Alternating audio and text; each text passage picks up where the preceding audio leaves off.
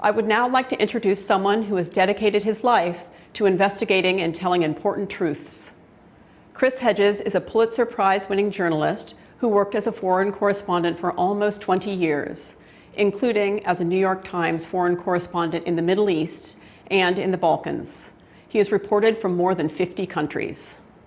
In 2002, Mr. Hedges received the Amnesty International Global Award for Human Rights Journalism. Mr. Hedges is the author of 12 books, including the bestseller Days of Destruction, Days of Revolt, a New York Times bestseller. He writes a bi-weekly column for ScheerPost and hosts the Emmy-nominated show On Contact.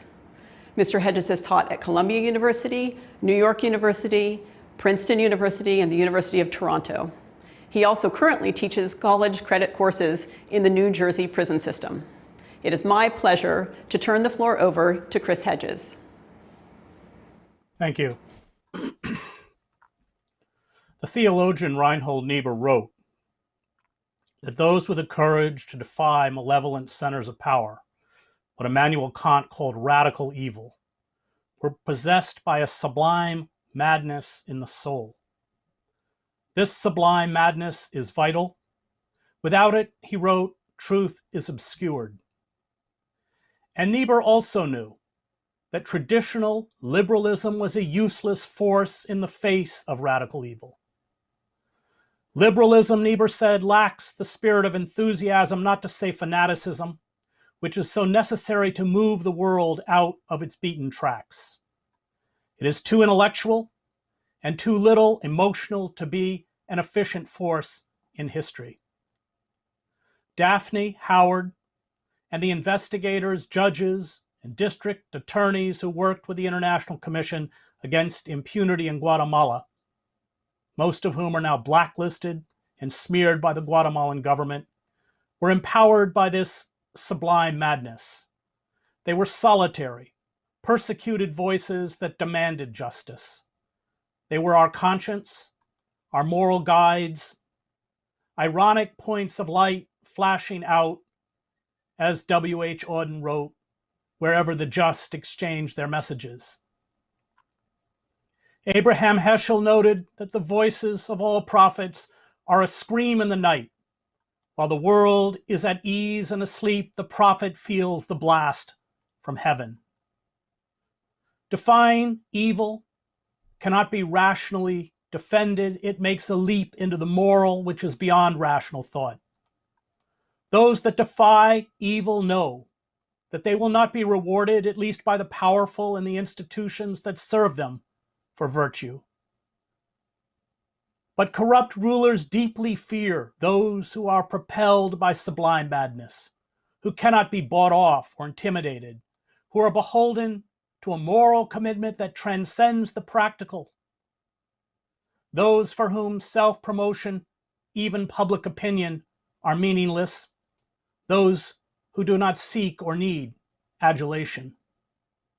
Daphne, Steve, and the human rights investigators in Guatemala who restored the word accountability to the ruling elites remind us that, as Augustine wrote, hope has two beautiful daughters, anger and courage.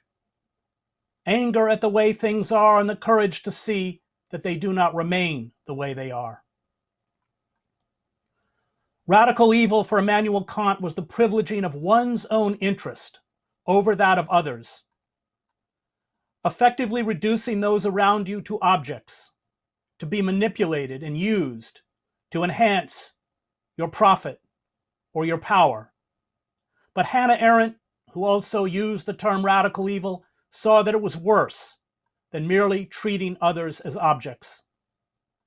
Radical evil, she wrote, rendered vast numbers of people superfluous, human refuse. They possessed no value at all. They were, once they could not be utilized by the powerful, discarded. And so what do the powerful do to those they cannot control or silence? Those who shine a bright light into the inner workings of power, exposing the lies, the decadence, and corruption. The ruling elites are skilled in the dark arts of black propaganda. They use the courts to file libel suits and freeze bank accounts. They threaten and destroy careers, and they are not immune to murder. The ruling elites know most seeking the comfort and advancements that comes with conformity will do their bidding. A compliant media, wedded to the structures of power, is usually little more than an echo chamber for the elites, dehumanizing and transforming these lonely truth-tellers through character assassination and lies into hated pariahs. In Daphne's last interview, she said, and I quote, "I'm in a situation where people who can't even read English and therefore have never read anything I've written, at the same time are aware of who I am, know that they are meant to hate me or dislike me or despise me or disagree with me or whatever, and react to me on that basis, totally irrespective of what I write, but as the figure they are told to hate. So this has become a massive, massive problem. And I've had cases, especially when the incitement is really high at times of political tension, when I've had problems even with people in the street. And I look at them and think, okay, what's their problem with me? I don't think they've ever read anything I've written." The efforts to discredit and defame Daphne was done as well to the investigators in Guatemala. The former president, Jimmy Morales, when he shut down the commission, declared Ivan to be a threat to national security, as well as to Howard, who was outed at the Danske Estonian branch as the Danske Estonian branch whistleblower in 2018, when an anonymous source provided his name to an Estonian newspaper. The leak violated European, Danish, and Estonian law, and it had to have come from within the bank. But no European law enforcement agency investigated the leak, nor did anyone provide protection to Howard, whose life was now in jeopardy for exposing what looks like the largest money laundering scheme in banking history. And needless to say, he has been blacklisted by the banks and the financial sector. The aim of the leak was, of course, to try and pressure and intimidate me. As you can see, it hasn't worked, Howard said. Clearly, it was not a good time, including my wife's family back in Estonia. At least here in the UK, we were somewhat insulated. I bought a copy of the Financial Times with a photo of me on the front cover in my local village shop without attracting any comment. After that, there were various further articles in the Danish press to disparage me. Curiously, these stopped after the Danish prosecutor preliminarily charged top management and searched their homes. We can only speculate where those stories came from. Expose the mendacity, the corruption, the crimes of the ruling elites, and you pay. It is what they did to Socrates, what they did to Martin Luther King Jr., who, when he was assassinated in 1968, was one of the most hated men in America, at least among white Americans, and what they are doing to Julian Assange. It is a game as old as time. Flannery O'Connor recognized that the ethical life always entails confrontation. She wrote, St. Cyril of Jerusalem, in instructing catechumens, wrote, "The dragon sits by the side of the road, watching those who pass. Beware, lest he devour you. We go to the Father of souls, but it is necessary to pass by the dragon. No matter what form the dragon may take, it is of this mysterious passage past him or into his jaws that stories of any depth will always be concerned to tell. And this being the case, it requires considerable courage at any time, in any country, not to turn away from the storyteller. The central call of the ethical life, as defined by the Christian religion, is called bearing the cross. It is a call very few people achieve. Bearing the cross in Christian theology is counterintuitive. It says that the last shall be first and the first last. It demands nonviolence. It holds fast to justice in the face of withering attacks. It stands always with the abused and the oppressed, those the Jesuit priest Ignacio Ellacuría, who was murdered by the death squads in El Salvador, called the crucified people of history. It binds adherents to a higher moral law. Those who bear this cross, which upends and endangers their lives, are driven by sublime madness. For them, there is no other way to live. It is the central struggle of life, the struggle between good and evil. The meaning of the evolution of civilization is no longer obscure to us, Sigmund Freud wrote. It must present the struggle between eros and death, between the instinct of life and the instinct of destruction, as it works itself out in the human species. This struggle is what all life essentially consists of. We are tempted, indeed, in a consumer society encouraged, to reduce life to a simple search for happiness. Happiness, however, withers if there is no meaning. The other temptation is to disavow the search for happiness in order to be faithful to that which provides meaning. But to live only for meaning, indifferent to all happiness, makes us fanatic, self-righteous, and cold. It leaves us cut off from our own humanity and the humanity of others. We must hope for grace, for our lives to be sustained by moments of meaning and happiness, both equally worthy of human communion. And it is this grace, this love, which in our darkest moments allows us to endure. I witnessed many acts of physical courage as a war correspondent, but moral courage, the courage to speak truth and demand justice in the face of entrenched power, to defy those in your unit, to name and report war crimes and atrocities carried out by your comrades and ordered by your superiors, bringing with it vilification, threats, and sometimes death, was very, very rare. It requires, as all of those honored today experienced, the courage to accept becoming an outcast. It requires an inner strength and fortitude that even the toughest warriors usually lack. And this is why, as Hannah Arendt pointed out, the only morally reliable people are not those who say this is wrong or this should not be done, but those who say, I can't do this. I once asked the radical Catholic priest Daniel Berrigan, who was sent to federal prison for 18 months after he and his brother, Father Phil Berrigan, and 7 other religious activists in 1968 burned 378 draft cards of young men about to be sent to Vietnam, how he defined faith.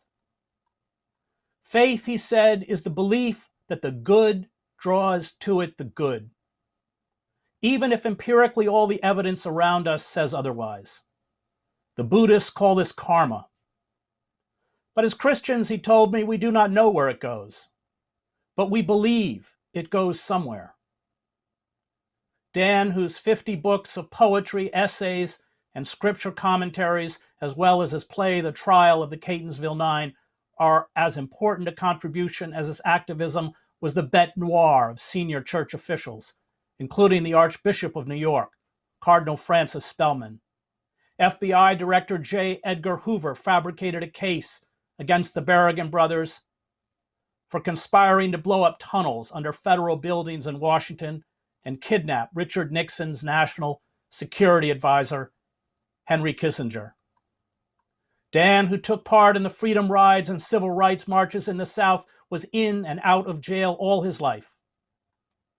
With 7 other activists, he illegally entered a General Electric nuclear missile plant in King of Prussia, Pennsylvania in 1980. They hammered and poured blood on the fragile cones of the Mark 12A warheads. He had been, by the time he died, a few days short of his 95th birthday, arrested hundreds of times. But what of the price of peace, he asked in his book, No Bars to Manhood. I think of the good, decent, peace-loving people I have known by the thousands, and I wonder, how many of them are so afflicted with the wasting disease of normalcy that even as they declare for peace, their hands reach out in an instinctive spasm in the direction of their comforts, their home, their security, their income, their future, their plans. That 5-year plan of studies, that 10-year plan of professional status, that 20-year plan of family growth and unity, that 50-year plan of decent life and honorable, natural demise. Of course, let us have peace, we cry, but at the same time, let us have normalcy. Let us lose nothing. Let our lives stand intact. Let us know neither prison nor ill repute, nor disruption of ties. And because we must encompass this and protect that, and because at all costs, our hopes must march on schedule, and because it is unheard of that in the name of peace a sword should fall, disjoining that fine and cunning web that our lives have woven, because it is unheard of that good men should suffer injustice, or families be sundered, or good repute be lost. Because of this we cry peace, and cry peace, and there is no peace. There is no peace because there are no peacemakers. There are no makers of peace because the making of peace is at least as costly as the making of war, at least as exigent, at least as disruptive, at least as liable to bring disgrace and prison and death in its wake. The ethical life is not about the pursuit of happiness. It does not embrace the illusion of inevitable human progress. It is not about achieving wealth, celebrity, or power. It entails self-sacrifice. It is about our neighbor. The organs of state, security, in Dan's case, the FBI, monitor and harass you. They amass huge files on your activities. They disrupt your life. In Daphne's case, they took her life. We live in an age of radical evil. The architects of this evil are despoiling the earth and driving the human species toward extinction. They are stripping us of our most basic civil liberties and freedoms. They are orchestrating the growing social inequality, concentrating wealth and power in the hands of a cabal of global oligarchs through fraud and theft. They are destroying our democratic institutions. The goal is to render people superfluous, pushed to the margins of society where they and their children are no longer considered to have value. Value always determined by the amount of money produced and amassed. The French moral philosopher Albert Camus argued that we are separated from each other.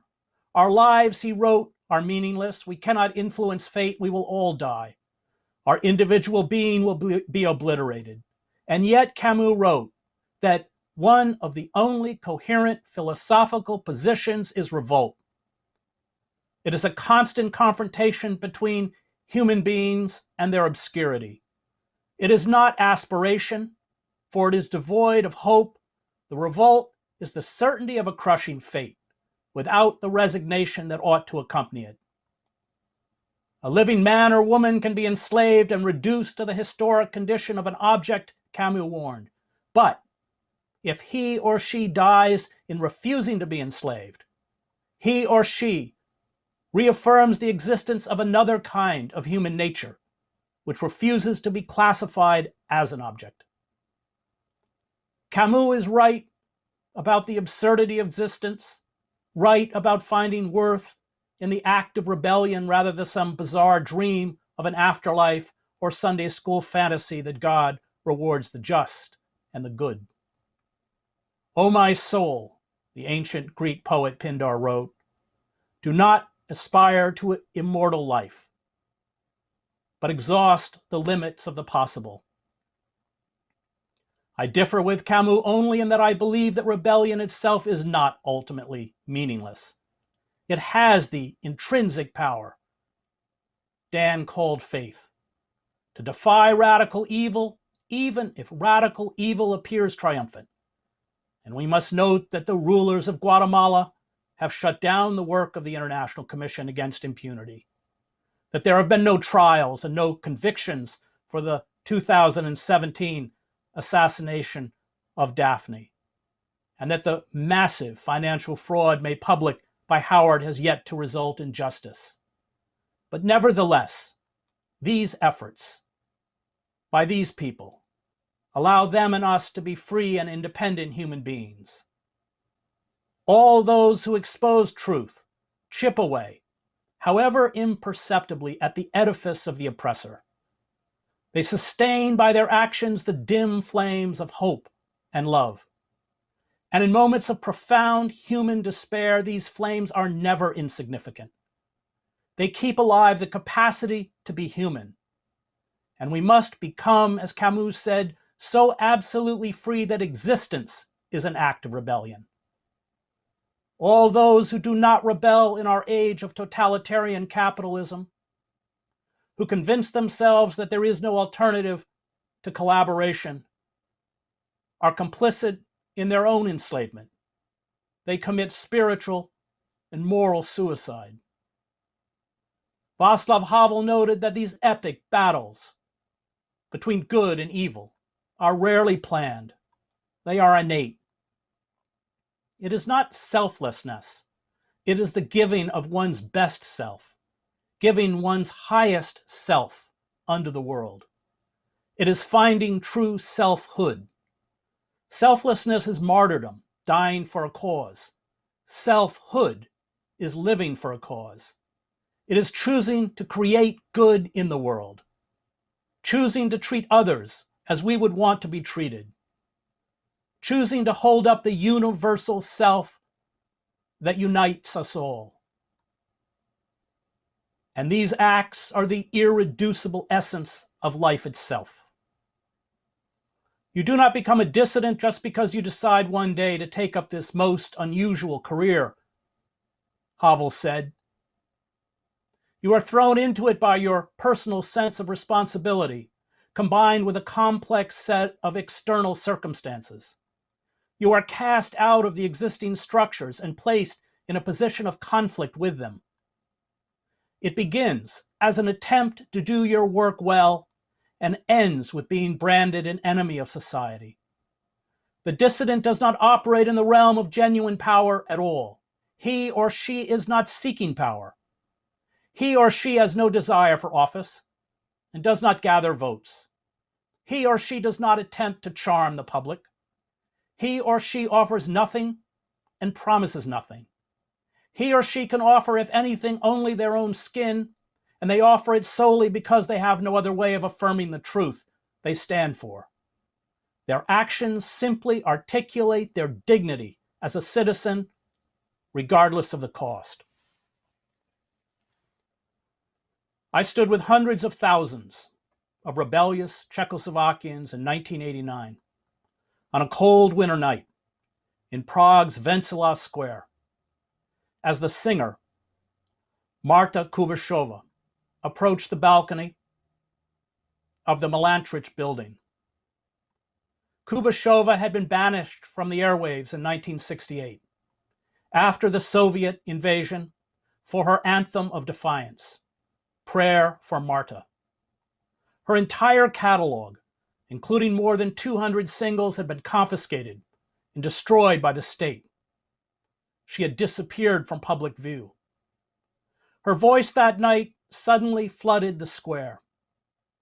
Pressing around me were throngs of students, most of whom had not been born when she vanished. They began to sing the words of the anthem. There were tears running down their faces. It was then that I understood the power of rebellion, the power of truth. It was then that I knew that no act of rebellion, however futile it appears in the moment, is wasted. And it was then that I knew that the communist regime was finished. The people will once again decide their own fate, the crowd sang in unison with Kubashova. I had reported on the fall of East Germany before I arrived in Prague. I would leave Czechoslovakia to cover the bloody overthrow of the Romanian dictator, Nicolae Ceausescu. The collapse of the communist regimes in Eastern Europe was a lesson about the long, hard road of defiance that makes profound social change possible. The rebellion in Prague, as in East Germany, was not led by the mandarins and the political class, but by marginalized artists, writers, journalists, clerics, activists, and intellectuals such as Havel, whom we met most nights during the upheavals in Prague in the Magic Lantern Theater. These Czech activists, no matter how bleak things appeared, had kept alive the possibility of justice and freedom, just as Daphne, Steve, and the investigators in Guatemala have kept alive the possibility of justice and freedom in our own time. Their stances and protests, which took place over 40 years of communist rule, turned them into figures of ridicule or saw the state seek to erase them from national consciousness. They were dismissed by the pundits who control the airwaves as cranks, agents of foreign powers, fascists or misguided and irrelevant dreamers. I spent a day after the Velvet Revolution, during the Velvet Revolution, with several elderly former professors who had been expelled from the Romance language department at Charles University for denouncing the 1968 Soviet invasion. Their careers, like the careers of thousands of professors, teachers, artists, social workers, government employees, and journalists in our own universities during the communist witch hunts, were destroyed. After the Soviet invasion, the professors had been shipped to a remote part of Bohemia, where they were forced to work on a road construction crew. They shoveled tar and graded roadbeds. And as they worked, they dedicated each day to one of the languages in which they were all fluent: Latin, Greek, Italian, French, Spanish, or German. They argued and fought over the interpretations of Homer, Virgil, Dante, Goethe, Proust, and Cervantes. They remained intellectually and morally alive. Kubashova, who had been one of the most popular recording stars in the country, was by then reduced to working in a factory that assembled toys. The playwright Havel was in and out of jail. The long, long road of sacrifice, tears, and suffering that led to the collapse of these despotic regimes stretched back decades. Those who made change possible did not try to reform the Communist Party. They did not attempt to work within the system. They did not even know what, if anything, their protests would accomplish. But through it all, they held fast to moral imperatives. They did so because these values were right and just. They expected no reward for their virtue. Indeed, they got none. They were marginalized and persecuted. And yet these poets, playwrights, actors, singers, writers, journalists finally triumphed over state and military power. They drew the good to the good. They triumphed because, however cowed and broken the masses around them appeared, their message of truth and defiance did not go unheard. It did not go unseen. The steady drumbeat of what Havel called living in truth exposed the dead hand of authority and the rot and corruption of the state. The walls of Prague were covered that chilly winter with posters depicting Jan Palach. Palach, a university student, set himself on fire in Wenceslas Square on January 16, 1969, in the middle of the day, to protest the crushing of the country's democracy movement. He died of his burns 3 days later. The state swiftly attempted to erase this act from national memory. There was no mention of it in the state media. A funeral march by university students was broken up by the police. Palach's grave, which became a shrine, saw the communist authorities exhume his body, cremate his remains, and ship them to his mother, with the provision that his ashes could not be placed in a cemetery. But it did not work. His defiance remained a rallying cry. His sacrifice spurred the students in the winter of 1989 to act. And Prague's Red Army Square, shortly after I left for Bucharest, was renamed Jan Palach Square. 10,000 people went to the dedication. We, like those who opposed the long night of communism, have few mechanisms within the formal structures of power that will protect or advance our rights. We too have undergone a coup d'etat, carried out not by the stone-faced leaders of a monolithic communist party, but global corporate power. We too have our designated pariahs and huge black holes of state-sponsored historical amnesia. We may feel in the face of the ruthless corporate destruction of our nation, our culture, and our ecosystem, powerless and weak, but we are not. We have a power that terrifies the ruling elites, and all those we honor today are evidence of this power. Any act of rebellion, no matter how few people show up, or how heavily it is censored, chips away at the edifice of power. All acts of rebellion keep alive the embers for larger movements to follow. It passes on another narrative. It will, as the rot of the state consumes itself, attract wider and wider numbers. Perhaps this will not happen in our lifetime, but if we persist, we will keep this possibility alive. If we do not, it will die. I want to close with a personal story. This is the first time I have spoken in public about it. I want to tell this story especially for Daphne's husband and 3 sons. I am a writer like Daphne. I have always written. I wrote incessantly as a boy, just as I write incessantly now, a strange inner compulsion.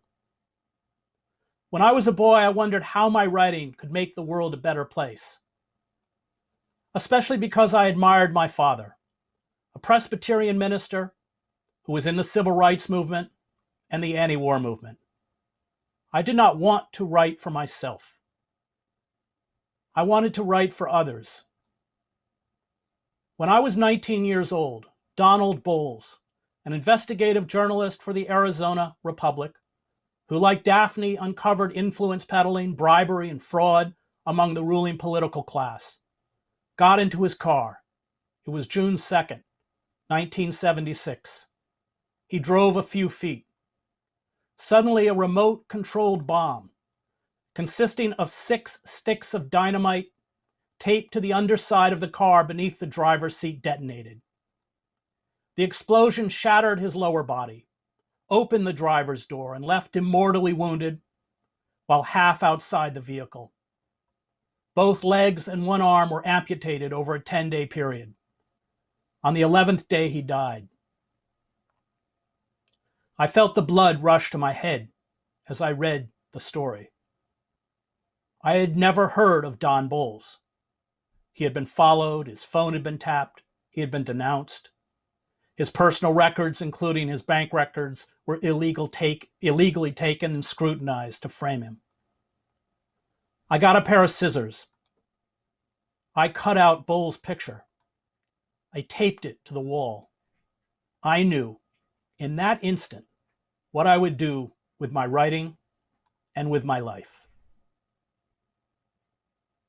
There is a young woman or a young man somewhere who, until Daphne was murdered, may not have heard of her. They did not only hear her story. They felt the seismic impact of her life. They saw in her courage, her relentless pursuit of truth, her sublime madness, what it meant to truly be a writer, what it means to have a life of meaning. They have her picture. It is seared into their mind. I do not doubt this. I was that young person once. I felt that blast from heaven.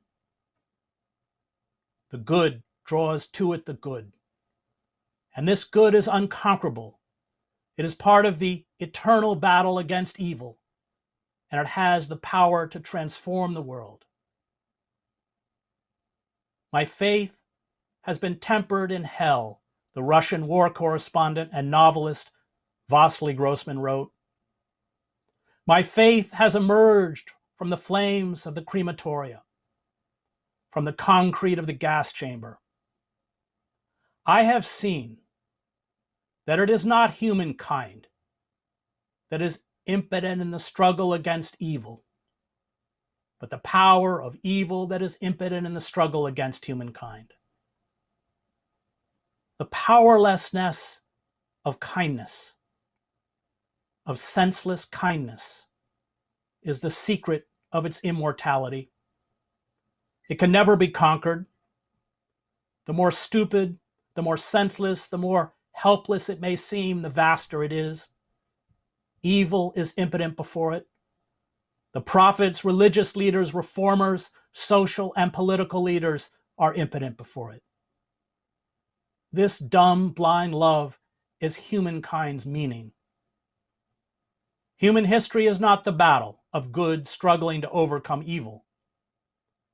It is a battle fought by a great evil, struggling to crush a small kernel of human kindness. But if what is human in human beings has not been destroyed even now, then evil will never conquer. Thank you.